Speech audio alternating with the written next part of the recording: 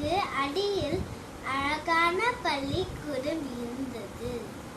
இதில் பல கடல் பிராணிகள் படித்து வந்தன.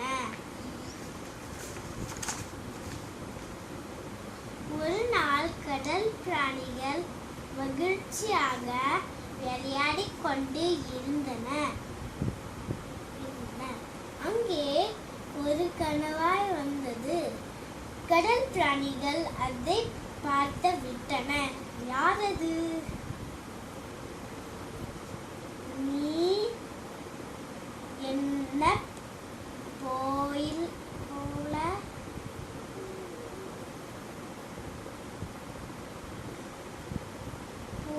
இல்லையே. யார் நீ? நான் உன்னை பார்த்ததே இல்லையே.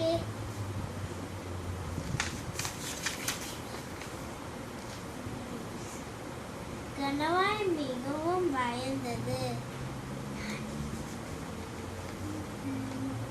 இங்கே ஏன் வந்தாய்? இங்கே என்ன செய்கிறாய்?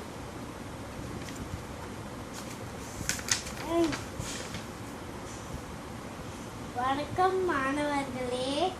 வணக்கம் ஆசிரியர். ஆசிரியர், யார் இவன்? இவன் புதிய மாணவன். இவனிடம் நீங்கள் நட்போடு பழக வேண்டும். சரி ஆசிரியர்.